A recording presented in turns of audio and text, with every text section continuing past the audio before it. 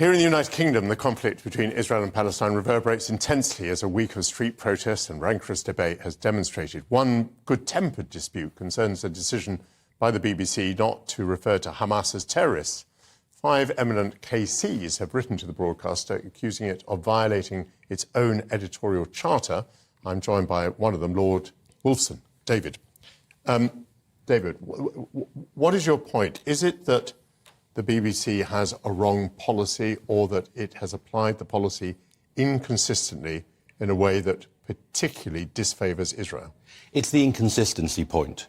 Roger Mosey, the previous head of BBC Television News, wrote an article in The Guardian back in 2005 after the 7/7 bombings in London. And he explained that the BBC has no problem using the word terrorist. It just has to use it when it's appropriate to do so. And our essential point is this: the BBC used that word, for example, about the 7/7 bombing. It used it about the massacre of innocents in a Paris nightclub, but all of a sudden seems to have a problem using it about this massacre of which we've just heard. So it's the inconsistent treatment which is at the heart of our complaint. I've read your letter, and I'm slightly surprised because, for instance, you mentioned that the people involved in Manchester were called terrorists. But in your letter, what you actually cite is Terror Attack Survivors Condemn Compensation Body, 17th of July 2023. So actually the word terrorist doesn't appear there. And also you have a reference to the BBC calling Al-Qaeda and IRA terrorist groups. But your reference is a thing called BBC Bite-Sized Guide for GCSE Students. These look like kind of instances which may have been people not understanding the BBC's own policy. Are you saying that, broadly speaking, day after day, the 9/11 attackers, the 7/7 attackers, and that the IRA were called terrorists? Because people's recollections of this seem to be quite confused. Well, if you go back to the 7/7 bombings, for example, the BBC editorially has called those people terrorists. And I accept the BBC has a difficult job. I'm not a BBC basher. I support the BBC. I like the fact, if I can say it on this channel, that we also have a national broadcaster. What I do ask for is consistency and explanation. In this case as well, the BBC has to recognise that it's not just that what happened on Saturday, it seems to me, was the paradigm of terrorism, but also Hamas is a designated, prescribed terrorist group as a matter of law in this country. Now, again, I'm not saying that whatever the government says the BBC has to follow, but we are at an odd situation where lots of broadcasters, including this channel, have no problem calling Hamas a terrorist organisation. The law of England and Wales calls Hamas a terrorist organisation. The BBC has used that word in other contexts, but refused to use it here.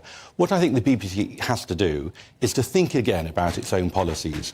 And I appreciate that might be difficult while the war is going on. But afterwards, I think there has to be some real thought at the BBC as to how it's going to deal with this issue going forward. Have you tested yourself on this? Because I've been testing myself.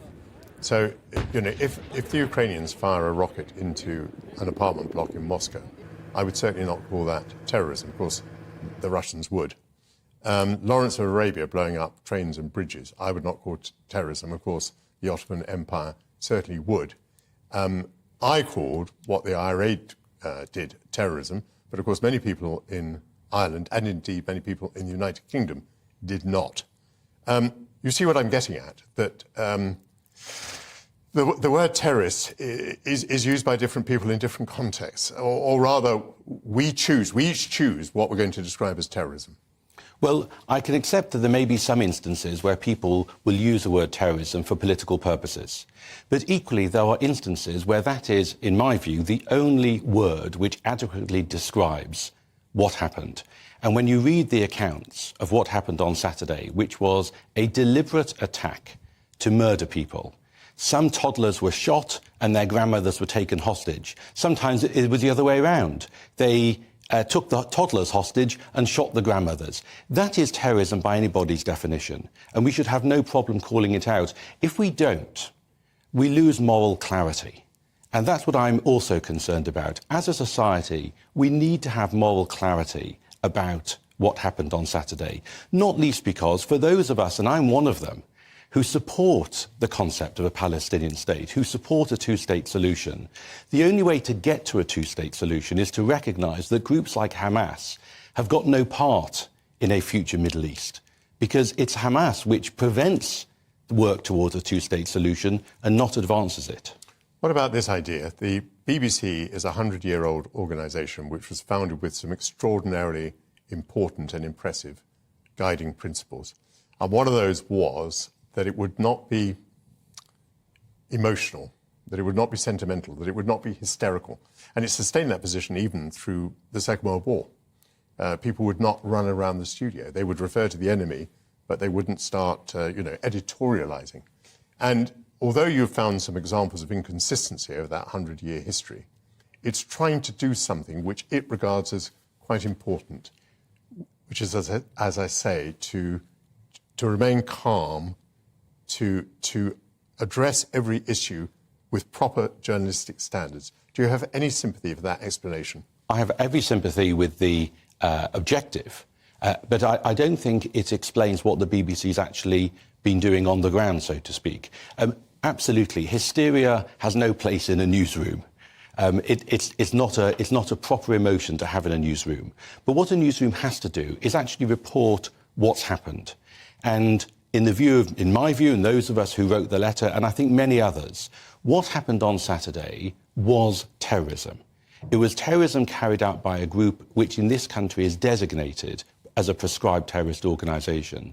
And it's not hysteria to call that out, it's simply calling things what they are. And I hope that it may be difficult, as I say, for the BBC to change its policy, so to speak, or change its approach mid-war. But at some point, the BBC is going to have to think about how it handles this going forward, because the refusal of the BBC to call Hamas terrorists has caused deep consternation, not only in the Jewish community, but way beyond it.